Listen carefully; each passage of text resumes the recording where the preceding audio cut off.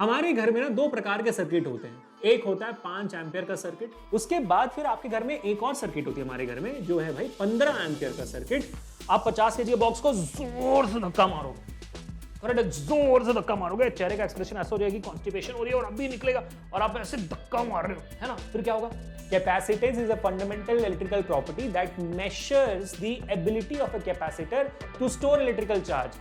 अब ये जो हमारा प्लेट का एरिया है, जो डायमेंशन से डिपेंड है ना, प्लेट का एरिया बढ़ जाएगा तो शायद कैपेसिटेंस बढ़ना चाहिए, बढ़ाकर देखते हैं। तो अब देखो मैं इसको बढ़ा देता हूँ प्लेट के एरिया को, अब देखो कैपेसिटेंस बढ़ता जा रहा है, देखो आप कैपेसिटेंस को बढ़ता जा रहा है, प्लेट बढ़ती जा रही है, कैपेसिटेंस भी बढ़ती जा रही है, बढ़ गई। Hey guys, hi, this is Abhishek, Master Teacher of Physics at Vedantu। कैसे चले बच्चों जिंदगी, कैसे हो मेरे शेरों शेनियों? Welcome to this amazing session. आज हम शुरू करने वाले आपके सेकंड चैप्टर का सेकंड पार्ट। हमारे इस चैप्टर का नाम है electrostatic potential energy and capacitance, है ना। तो भाई ये जो कैपेसिटेंस वाला पार्ट है वो आज हम शुरू करने वाले हैं। It's a very important topic और इसी वजह से आज मैं सिर्फ और सिर्फ आपको ये बताने वाला हूं कि भाई कैपेसिटेंस होता क्या है, इसको फील करते हैं बहुत अच्छी तरीके से। जैसे हम फील करेंगे, इसको अच्छे से फील कर देंगे तो फिर आपका जो कॉन्सेप्ट है आगे आने वाले टॉपिक्स में और सुधर जाएगा, है ना। तो ये धमाकेदार सेशन वाला एकदम सिमुलेशन के साथ सीखेंगे भाई कैपेसिटेंस होती क्या। तो वीडियो को एंड तक देखना, ज्यादा बड़ा लेक्चर नहीं है, 15 से 20 मिनट का लेक्चर है, फील आ जाएगी फिर बस खत्म, ठीक है। आज बता देता हूं कि एग्जैक्टली हम करेंगे क्या क्या, तो सबका ध्यान यहां पर होगा। अगर हम मुद्दे पर आते हैं तो भाई आज के टॉपिक में सबसे पहले दिखता है हमें एक बहुत ही important topic which is what is a capacitor. पहले समझते हैं कि कैपेसिटर क्या होता है, कैपेसिटर किस प्राणी का नाम है, और कैपेसिटर को समझने के लिए भी सिमुलेशन का इस्तेमाल करेंगे। जैसे कैपेसिटर समझ में आ जाता है, कैपेसिटेंस हमें ऑटोमेटिकली समझ में आ जाएगा। फिर फॉर्मूला ऑफ कैपेसिटेंस क्या है, उसके बाद कौन कौन से कैपेसिटेंस चीजों पे कैपेसिटेंस डिपेंड करता है, एसआई यूनिट ऑफ कैपेसिटेंस क्या है, और उसके बाद मैं आपको बता देता हूं बहुत क्लियरली कि भाई आपके एनसीईआरटी में और आपके नीट के पीवाईक्यूज में या इनफैक्ट जेई के पीवाईक्यूज में आपको कोई भी आज के सेशन से जो फॉर्मूला है, जो आज फॉर्मूला निकलेगा कैपेसिटेंस का, उससे कोई भी डायरेक्ट रिलेटेड आपको सवाल नहीं दिया गया है ना। हो सकता है कि आपके पीरियोडिक टेस्ट में, आपके स्कूल के एग्जामिनेशन में पूछा जाए, लेकिन 12th बोर्ड में भी हो सकता है कि एक दो सवाल एक मार्क आपको पूछ लिया जाए, बट अपार्ट फ्रॉम दैट इस फॉर्मूला बेसिस में आपको कोई सवाल नहीं आता है। तो सर फिर ये इतना इंपॉर्टेंट क्यों है, पढ़े क्यों इसको हम? क्योंकि ये आपका फाउंडेशन बनाता है बेटा, ये आपका फाउंडेशन बनाता है। जैसे अगर मैं आपको 10th ग्रेड की याद दिलाऊं, आपको करंट और वोल्टेज, इलेक्ट्रिक पोटेंशियल पढ़ने की जरूरत क्या थी? क्योंकि आपको ओम्स लॉ सीखना था, जो ओम्स लॉ बहुत इंपॉर्टेंट होता है। आपको रेजिस्टेंस सीखना था, जो रेजिस्टेंस आती है बहुत ज्यादा इंपॉर्टेंट। आपको जूल्स लॉ ऑफ हीटिंग सीखनी थी, वो सारी चीज सीखनी थी। तो वैसे ही इस चैप्टर में अब इस टॉपिक के बाद आएगा स्पेरिकल कैपेसिटर, इसके बाद आएगा पैरेलल प्लेट कैपेसिटर, जो आपके इस पूरे चैप्टर का one of the most important topics है for 12th also, JEE also, NEET also. और वो सब कभी भी आपको समझ में नहीं आएंगे अगर आपने आज का सेशन नहीं देखा है। ये मिस कर दे तो फिर बेसिक सी फाउंडेशन नहीं है आपका, तो बिल्डिंग स्ट्रॉन्ग कैसे होगी? ठीक है बेटा, समझ में आ गया। और अगर आपको वाकई में ये सेशन धमाकेदार लगता है तो लाइक करना, शेयर करना, सब्सक्राइब करना इस चैनल को। मिलते हैं, आगे बढ़ते हैं। चलो आ जाओ भाई, फोड़ते हैं, ठीक है। तो सबसे पहले तो हम शुरुआत इसी बात से करेंगे कि भाई आपका कैपेसिटर है क्या, ठीक है। तो कैपेसिटर क्या है समझने के लिए ना पहले कैपेसिटर का एक बहुत ही इंपॉर्टेंट एग्जाम्पल लेते हैं। मैं ऐसे सवाल पूछना चाहता हूँ, फैन तो आपके घर पे होगा ही, है ना, छत पे ऐसे फैन घूम रही, सीलिंग पे लगी हुई है फैन घूम रही है ऐसे। मेरा सवाल इट्टू आपसे ये कि भाई ये फैन जो है घूमने के लिए इतना वक्त क्यों लेता है? आपने देखा होगा फैन जो है वो ऐसे धीरे धीरे धीरे धीरे धीरे धीरे फिर घूमना शुरू करता है ना, फिर घूमना शुरू करता है। ऐसा क्यों होता है? Why is that there? क्यों, क्या प्रॉब्लम है इसमें? अब दिक्कत यहां पर यह है कि हमारे पास जो कॉन्सेप्ट है ना, इस कॉन्सेप्ट में कभी भी इस बारे में बात नहीं हुई हमारे फिजिक्स में। अब तक इलेक्ट्रिसिटी के कॉन्सेप्ट को लेकर इस बारे में आज तक बात हुई नहीं है, तो इसलिए हम अभी बात कर लेते हैं कि भाई ये है क्या। देखो यार, हम सब जानते हैं 10th ग्रेड में से, अगर आपको नहीं पता है तो बुरा लगना चाहिए आपको, बट ठीक है, नहीं लग रहा तो याद देखो ध्यान से। हमारे घर में ना दो प्रकार के सर्किट होते हैं। एक होता है 5 एम्पियर का सर्किट, जिसको हम कहते हैं लाइटनिंग सर्किट। आपको थोड़ा बहुत ये याद होगा, हाँ सर 5 एम्पियर का सर्किट होता है जिसमें ये नॉर्मल ट्यूबलाइट फैन, ये जो नॉर्मल स्विचेस होते हैं उनसे जो भी चीजें चलती हैं, वो भाई आपका 5 एम्पियर वाला सर्किट, छोटा सर्किट, लाइटनिंग सर्किट, कम करंट वाला सर्किट होता है। उसके बाद फिर आपके घर में एक और सर्किट होती है, हमारे घर में जो है भाई 15 एम्पियर का सर्किट, जिसको हम कहते हैं पावर सर्किट। क्या कहते हैं बेटा? पावर सर्किट कहते हैं। अब ये कौन से डिवाइसेस है भाई जिनमें 15 एम्पियर करंट दौड़ता है? वो बड़े बड़े डिवाइसेस जैसे refrigerator, AC, cooler, TV, computer, है ना, ये बड़ा स्क्रीन जो मेरा दिख रहा है आपको, है ना, ये सारी चीजें उन डिवाइसेस के लिए हैं जो 15 एम्पियर की करंट से नीचे नहीं ले सकते, उनको चाहिए होता 15 एम्पियर का करंट। समझ रहे हो इस बात को? समझ रहे हो? ये वो डिवाइसेस हैं जिनके प्लग में है ना लाल कलर की बत्ती होती है। समझ रहे हो? ये गवर्नमेंट ऑफिसर्स हैं, जिन सब में लाल कलर की बत्ती लगी होगी, आपने देखा होगा ना स्विचेस, ऐसे स्विचेस जो आपके घर में लगे जिनमें लाल कलर की बत्ती होती है, वो होते हैं पावर स्विचेस, वो होते हैं पावर प्लग्स जो पावर सर्किट से कनेक्टेड होता है, जिनमें 15 एम्पियर की करंट दौड़ती है। इसी वजह से आपके माँ बाप कहते होंगे कि भाई कि इस बड़े स्विच को छोटे स्विच में लगाओ ना, करंट खींच लेगा, शायद वोल्टेज ड्रॉप हो जाएगी, ट्रिप हो जाएगा, जाके उठाना पड़ेगा एमसीबी में जाकर, है ना, वरना छोटे डिवाइस को बड़े में ना लगाओ, ज्यादा करंट बहने लगेगी। ये सारी चीजें बोलते रहते हुए कि नहीं? तो ये 5 एम्पियर, 15 एम्पियर। लेकिन जो चीज के बारे में बात हुई नहीं है वो ये है कि जो हमारे फैन या कुछ ऐसे डिवाइसेस होते हैं, उन डिवाइसेस को स्टार्ट होने के लिए, मतलब जैसे मान लो कि यहां पर एक बड़ा सा बॉक्स रखा हुआ है, ठीक है, उस बॉक्स का वेट जो है 50 केजी का बॉक्स है, और आप उसे धक्का मारने की कोशिश करोगे, ठीक है, आप उसे धक्का मारने की कोशिश करोगे तो क्या होगा? आप 50 केजी के बॉक्स को जोर से धक्का मारोगे, करेक्ट, जोर से धक्का मारोगे, चेहरे का एक्सप्रेशन ऐसा हो जाएगी, कॉन्स्टिपेशन हो रही है और अभी निकलेगा, और आप ऐसे धक्का मार रहे हो, है ना, फिर क्या होगा? आपने जैसे ही इस फ्रिक्शनल फोर्स को, जो फ्रिक्शनल फोर्स के साथ आपका बॉक्स, आप 12th में हो, 11th में पढ़ चुके हो फ्रिक्शनल फोर्स, आप बॉक्स में हो, बॉक्स में फ्लोर लगा, फ्लोर के साथ चिपका हुआ है, उस फ्रिक्शनल फोर्स को ओवरकम करोगे तभी तो फिर आपका बॉक्स मूव होगा ना।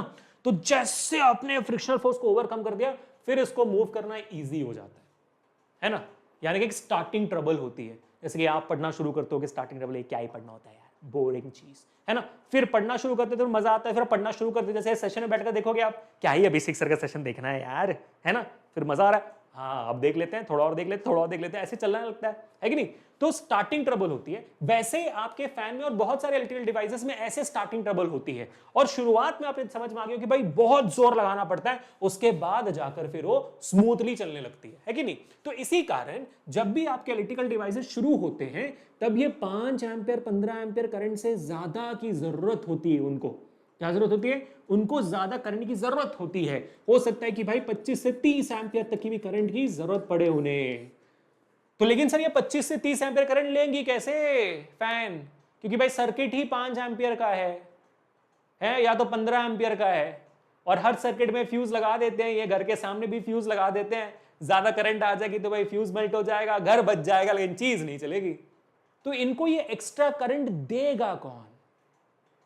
कौन देगा इनको? ये एक्स्ट्रा करंट देता है कैपेसिटर।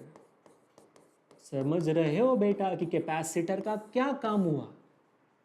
एक कैपेसिटर एक ऐसा ऑब्जेक्ट होता है, एक इलेक्ट्रिकल इक्विपमेंट होता है, एक इलेक्ट्रिकल आइटम होता है जो additional amount of electrical energy, additional amount of electric charge उन डिवाइसेस को देता है जिनको जरूरत होती है। समझ गए? बढ़िया। डीमोनेटाइजेशन हुआ था, याद है आपको? डीमोनेटाइजेशन, 2000 रुपए के नोट, 100 रुपए के नोट, 200 रुपए के सब नए आ गए थे, सारे पुराने नोट्स को बंद कर दिया था एक दिन, अचानक मोदी जी ने बंद कर दिया था। फिर क्या हुआ? फिर सारे जो अमीर लोग थे जिनके घर पे ये पैसों का गुच्छा रखा हुआ था, टक टक कर ऐसा रखते रखा हुआ था, वो अचानक से बहुत दयालु बन गए। अचानक से उन्होंने पैसे बांटना शुरू कर दिया, जाओ कर दो। और जो लोग उनके लिए बैंक के सामने लाइन में खड़े होकर जाकर बैंक में जाके पैसे एक्सचेंज कर रहे थे, उनको ढेर सारा और पैसे दे दिया गया। गवर्नमेंट पैसे नहीं देती थी तो इन्होंने पैसे दे दिए भाई। तो ये जो बड़े बड़े मालिक है ना, वो मालिक ये है कैपेसिटर, जो बांटते रहते हैं, चैरिटी देते हैं, डोनेशन करते रहते हैं, वो है ये कैपेसिटर। बात समझ में आ गई? तो कैपेसिटर क्या काम करता है? कैपेसिटर आपके डिवाइसेस को जिसको एडिशनल एनर्जी चाहिए होती है वो देता है। अब ये कैसे देता है? चलिए इसको समझते हैं एक बहुत ही ब्यूटीफुल, एक बहुत ही खूबसूरत सिमुलेशन के साथ। ठीक है बेटा? तो यहां पर देखना और जोर से बोलो सिमुलेटवा ओपी।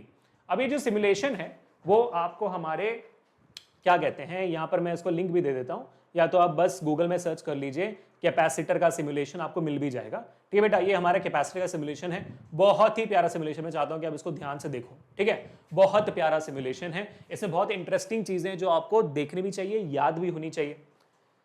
यहां पर आप दो प्लेट देख रहे हो, हाँ बेटा ये दो प्लेट देख रहे हो आप, यही कैपेसिटर है। क्या है? यही कैपेसिटर है। दो प्लेट को, दो चार्ज प्लेट मतलब दो प्लेट कंडक्टिंग प्लेट्स को पास रख दो, कैपेसिटर बन जाता है। ठीक है, अब एक्चुअल में कैसे दिखता है उस समय दिखाऊंगा, बट कैपेसिटर का पहले वर्किंग समझते हैं, ध्यान से समझो इस बात को। ठीक है, ठीक है, तो मान लीजिए ये बैटरी जो है आपके घर की करंट है, ये घर का करंट आपको लेकर आकर देगा। तो अभी मैं फिलहाल को ना बैटरी को 0 वोल्ट पे कर देता हूँ, 0 वोल्ट पे है, और इस कैपेसिटर को मैं लाकर आपके बैटरी से जोड़ देता हूँ। ठीक है, अब देखो ये जो बैटरी है वो कैपेसिटर से जुड़ा हुआ है, यानी कि आपने जब फैन चलाने की कोशिश की तब ये सर्किट ऑन हो गया है ना, आपने फैन का स्विच ऑन किया तो सर्किट ऑन हो गया, कैपेसिटर के अंदर कैपेसिटर भी कनेक्ट हो गया और आपका फैन भी कनेक्ट हो गया। ठीक है, अब फैन को थोड़ा साइड में रखते हैं, कैपेसिटर के साथ क्या होता है देखते हैं। फैन क्या करता है? फैन चालू होना शुरू हो जाता है, कैपेसिटर एनर्जी देता है, कैसे देता है समझेंगे, बट अब ये कैपेसिटर के अंदर भी करंट आना शुरू होता है। अब बाकी सारी डिवाइसेस में होती क्या है जब करंट उसके अंदर से आती है? अगर मैं एक कंडक्टर हूं तो मैं क्या करूंगा, मैं करंट लूंगा, अपने आप से गुजरते हुए छोड़ दूंगा, है ना, करंट आएगी मेरे अंदर से गुजरेगी चले जाएगी। मेरा काम क्या, मैं कंडक्टर हूं भाई, मेरा काम है कंडक्ट करना। लेकिन कैपेसिटर भी एक कंडक्टर है, लेकिन उसका काम सिर्फ कंडक्ट करना नहीं है, कुछ और करना है। अब देखो वो क्या होता है। ठीक है, अब क्या करोगे, अब आप इसको ध्यान से देखोगे।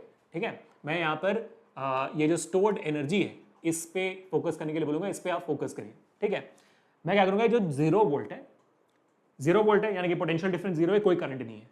अब मैं वोल्टेज को बढ़ाता हूं, देखो क्या हो रहा है। जैसे मैंने वोल्टेज बढ़ाया, इस कैपेसिटर के ऊपर एक प्लेट पे पॉजिटिव चार्ज आ गई, दूसरे प्लेट में नेगेटिव चार्ज स्टोर होने लग गए। अब देखो वो चार्ज स्टोर हो रहे हैं, ऊपर पॉजिटिव नीचे नेगेटिव, तो क्या हो गया, इन दोनों के बीच में एक इलेक्ट्रिकल फील्ड बन गई, है ना। पॉजिटिव से नेगेटिव, पॉजिटिव से इलेक्ट्रिक फील्ड निकलेगी, नेगेटिव से इलेक्ट्रिक फील्ड जाएगी। तो यहां पर हुआ क्या, यहां पर भाई आपके जो भी मैंने बैटरी से चार्जेस दिए, वो सारे चार्जेस जाके कैपेसिटर में स्टोर हो गए। कैपेसिटर ने कंडक्ट नहीं किया, यानी कि बहकर निकल नहीं गया, उसने स्टोर कर दिया, कुछ वापस नहीं आया अभी तक, स्टोर कर दिया। तो what is a capacitor? A capacitor is a conductor which stores charges. अब कुछ बात बन रही है ना। अच्छा, तो फिर कैपेसिटर कैसे बांटता है पैसे? मालिकों की तरह, क्योंकि उसके पास पैसे हैं, उसने पैसे स्टोर किए थे, उसने चार्जेस स्टोर किए थे, जब गवर्नमेंट दे रहा था स्टोर कर दिए थे। बाकी हम सब की तरह खर्च नहीं कर दिए कि पैसा आया बेच दिया, पैसा आया दे दिया, नहीं, खर्च नहीं किए, कंडक्ट नहीं किया। वो ऐसा कंडक्टर है जो पैसे को स्टोर कर दिया अपने अंदर। और आप देखोगे जैसे जैसे मैं वोल्टेज बढ़ाते जाऊंगा, यहां पर जो चार्जेस का वॉल्यूम है वो भी बढ़ता जाएगा। देखो देखो देखो देखो, चार्जेस की डेंसिटी देखो फुल बढ़ गई है। क्या करेगा अब ये, है ना। अब देखो इसको बैटरी से मैंने निकाल दिया, बैटरी से मैंने डिस्कनेक्ट कर दिया, यानी कि फैन अभी ऑफ है, फिर भी कैपेसिटर में चार्ज बरकरार है, स्टोर्ड है अभी भी चार्ज। देख रहे हो, मजा नहीं आ गया देखकर? ओए होए होए। तो यानी कि अगर मैं अब दोबारा स्विच को ऑन करूंगा, अगर मैं दोबारा फैन की स्विच को ऑन करूंगा, करंट तो आएगी ही, साथ में ये कैपेसिटर भी अपने अंदर का चार्ज फैन को दे देगा। तो जो फैन को स्टार्टिंग के लिए 25-30 एम्पियर की जरूरत है, भाई 15 एम्पियर यहां से आ गई, बाकी 15 एम्पियर मेरे कैपेसिटर ने दे दिया, तो चालू हो गई फैन। इससे मेरे घर के बाहर का फ्यूज जला भी नहीं, क्योंकि भाई वहां से करंट मैंने खींचा नहीं था एडिशन, वहां से मैंने एक्स्ट्रा करंट खींचा ही नहीं है, मैंने कैपेसिटर में स्टोर करके दिया जो फैन के अंदर लगा हुआ है। समझे बात? तो यही होना चाहिए। तो मतलब सर कैपेसिटर बैटरी के बदले देगा चार्ज, तो फैन एक्सेप्ट कर लेगा क्या? हाँ ब्रो, फैन को थोड़ी मतलब है बैटरी से आ रहा है, कैपेसिटर से आ रहा है। आप बैंक को मतलब है पैसा कहां से आ रहा है? आ रहा है भाई पैसा, है कि नहीं? समझ भाई बात? तो अब मैं क्या करूंगा, इस चीज को प्रूव करने के लिए कैपेसिटर को इस बल्ब से जोड़ूंगा। आप बल्ब को एज अ फैन भी इमेजिन कर सकते हो, तब हमें समझ में आएगी कि भाई कैपेसिटर क्या बल्ब को इलेक्ट्रिसिटी दे पाती है कि नहीं। देना तो चाहिए, जैसे बैटरी में पॉजिटिव है नेगेटिव है, वैसे कैपेसिटर में पॉजिटिव नेगेटिव है। अब देखो ये गया, जुड़ गया, देखो भाई, कैपेसिटर सारा चार्ज दे रहा है बल्ब को, कैपेसिटर तब तक देता जाएगा जब तक उसके अंदर चार्जेस खत्म नहीं हो जाते। जैसे खत्म हो जाते हैं फिर वो दोबारा सर्किट से आपका चार्ज ले लेता है, और जब नेक्स्ट टाइम फैन ऑन होगा दोबारा दे देगा आपको। सो what is a capacitor? A capacitor is a conductor which stores charge and distributes it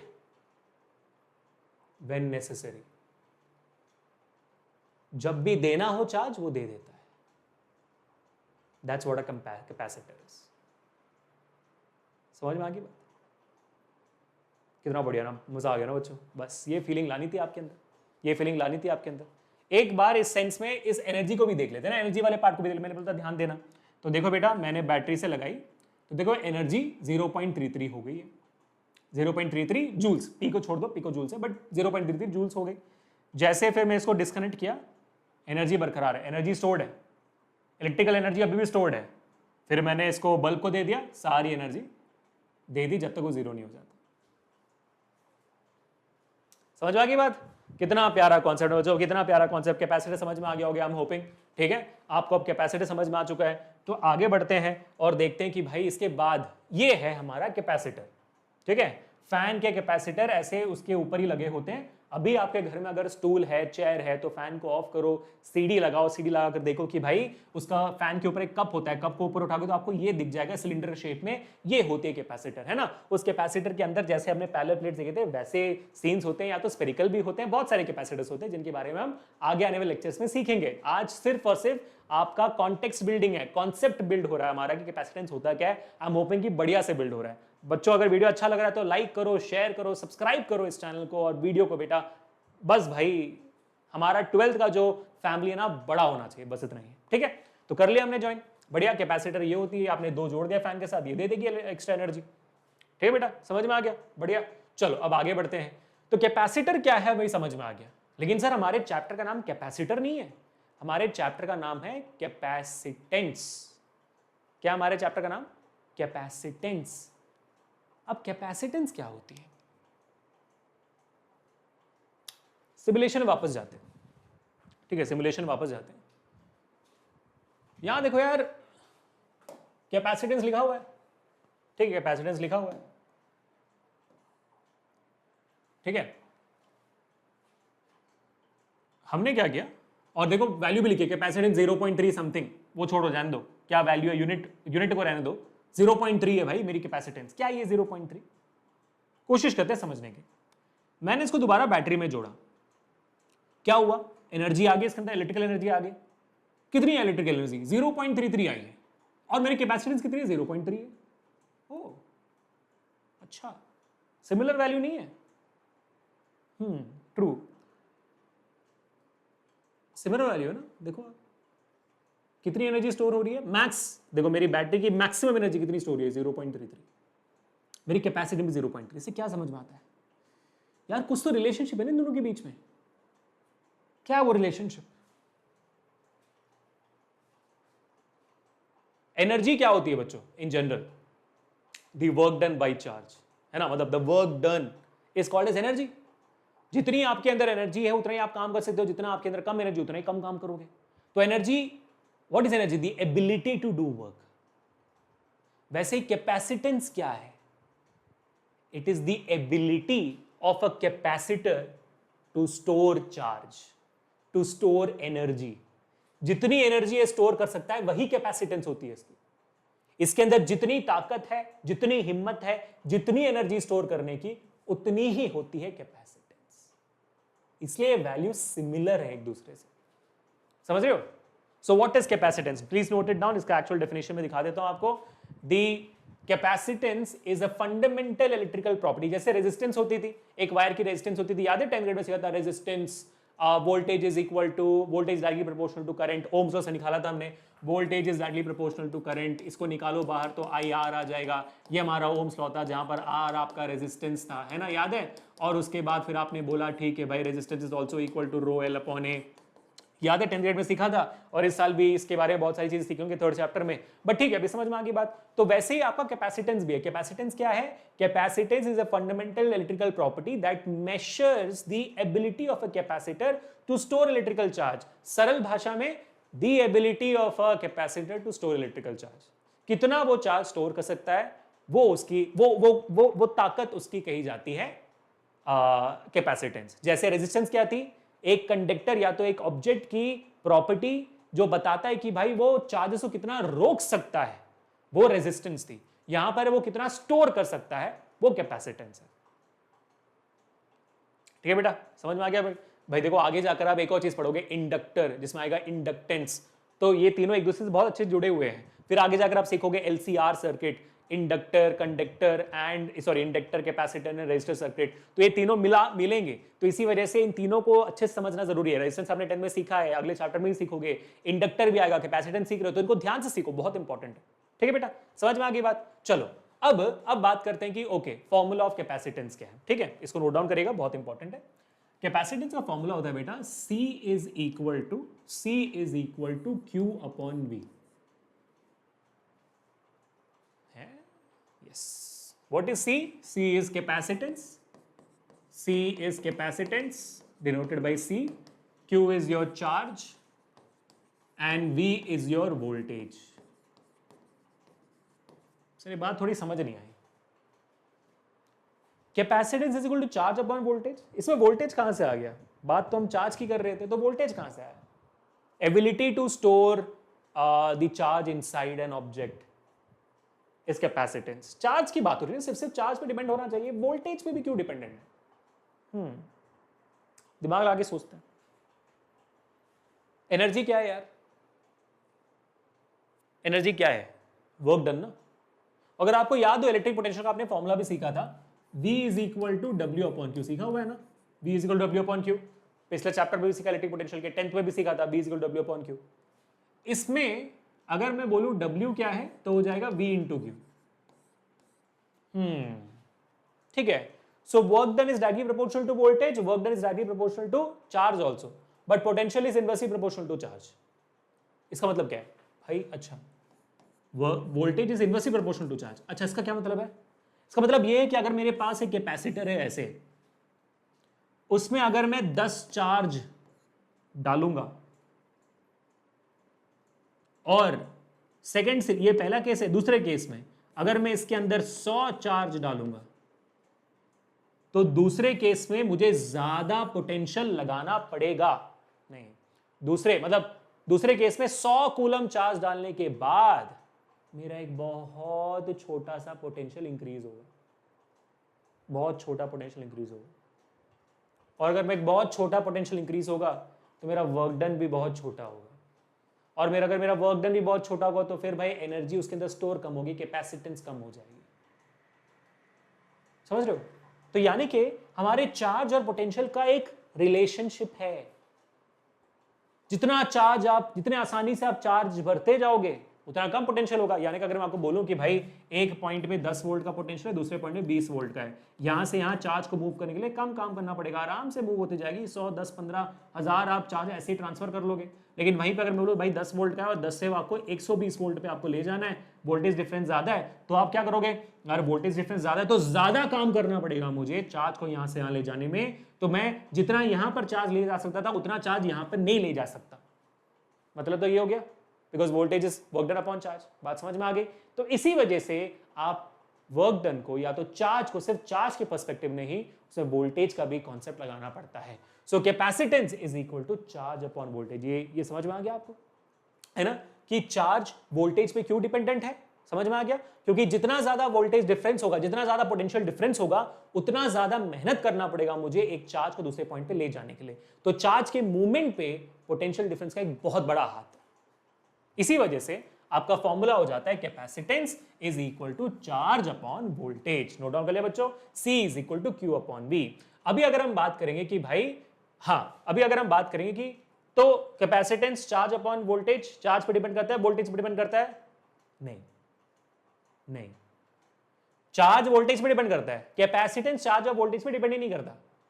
मतलब सर फिर इतना क्यों पढ़ रहे हैं हम? क्योंकि आपने रेजिस्टेंस भी ऐसे ही पढ़ा हुआ है।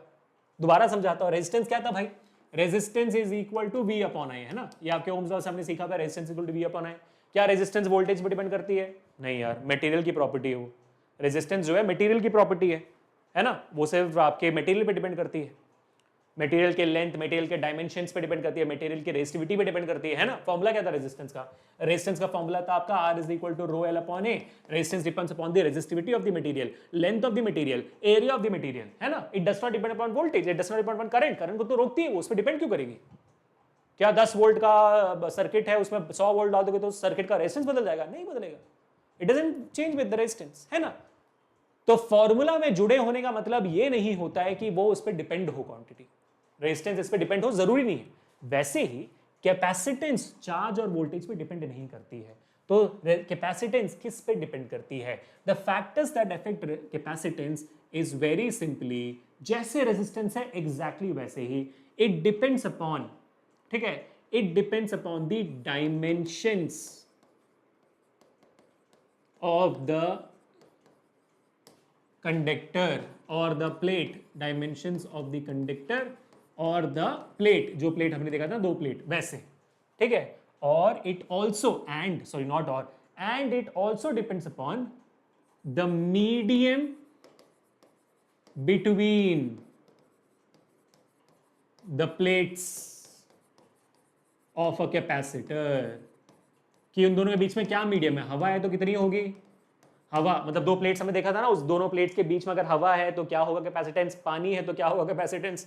मतलब केरोसिन है तो क्या होगा कैपेसिटेंस? एटम बॉम्ब है तो क्या होगा कैपेसिटेंस? हो सकता है कि बदले, क्योंकि भाई बीच में अगर कोई चीज, मतलब अगर 2 प्लेट के बीच में एक और कंडक्टर रख दो तो हो सकता है कि ज्यादा इलेक्ट्रिसिटी आए, कुछ भी हो सकता है ना, कुड बी एनीथिंग।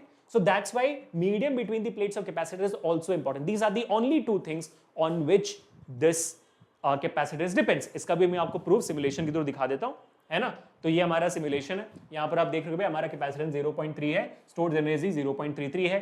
अब ये जो हमारा प्लेट का एरिया है, जो डायमेंशन से डिपेंड है ना, प्लेट का एरिया बढ़ जाएगा तो शायद कैपेसिटेंस बढ़ना चाहिए, बढ़ाकर देखते हैं। तो आप देखो मैं इसको बढ़ा देता हूं प्लेट के एरिया को, आप देखो कैपेसिटेंस बढ़ता जा रहा है, देखो आप कैपेसिटेंस को बढ़ता जा रहा है, प्लेट बढ़ती जा रही है, कैपेसिटेंस भी बढ़ती जा रही है, देखो बढ़ गई, देखा?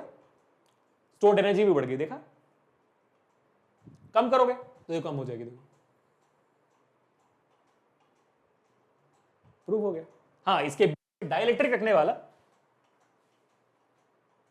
इसके बीच में डाइलेक्ट्रिक नाम का एक चीज होता है, वो हम डालेंगे अभी नहीं, but will do it in the next session, जब डाइलेक्ट्रिक के बारे में सीखेंगे। मतलब जो कुछ डाल देते हैं ना बीच में, दोनों प्लेट्स के बीच में, तो मीडियम बदल जाएगी। इसके बारे में हम आगे आने वाले वक्त में जरूर सीखेंगे, डोंट वरी बच्चों, बट ये है आपका कॉन्सेप्ट, ठीक है, समझ में आ गया? अब चलो, अब ऑलमोस्ट आखिरी चीज, कैपेसिटेंस का एसआई यूनिट क्या होता है, ठीक है? कैपेसिटेंस का एसआई यूनिट क्या होता है, इसको भी फील करते हैं जैसे। तो बच्चों देखो, सिंपल सी बात है, आपका capacitance is equal to charge upon voltage. तो आइडियली इस फॉर्मूले से आपका यूनिट क्या होना चाहिए? कैपेसिटेंस का यूनिट होना चाहिए, चार्ज का होता है कूलम्स, है ना, कूलम्स, अपॉन वोल्टेज का आपका होता है क्या भाई? वोल्ट्स। तो यूनिट होना चाहिए is the C upon V, coulomb per voltage, coulomb per volt आपका यूनिट होना चाहिए था, बट है नहीं, ठीक है? हम कूलम पर वोल्ट को क्या बोलते हैं? हम कूलम पर वोल्ट को यहां पर कहते हैं फैरेड। वही साइंटिस्ट जी जिन्होंने निकाला, उनका नाम दे दिया, वही कहानी भाई, वोल्टेज भी वही था, कूलम भी वही था, कूलम लॉस निकला था चार्ज, तो वोल्टेज से निकला था वोल्ट, अलेक्जेंड्रो वोल्टा से निकला था, वैसे फैरेड से निकला भाई फैरेड, खत्म बात।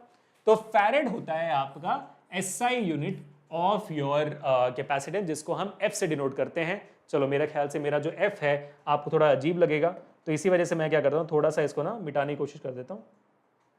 मेरा एफ इसमें फैरेड में लिखते वक्त समझ में आ जाता है, लेकिन जब इसको अलग तरीके से लिखो तो फिर आई अंडरस्टैंड थोड़ा सा इशू होगा आपको। तो एफ से डिनोट करते हैं, ठीक है बेटा, फैरेड। अब फैरेड का एक्चुअल मतलब क्या है?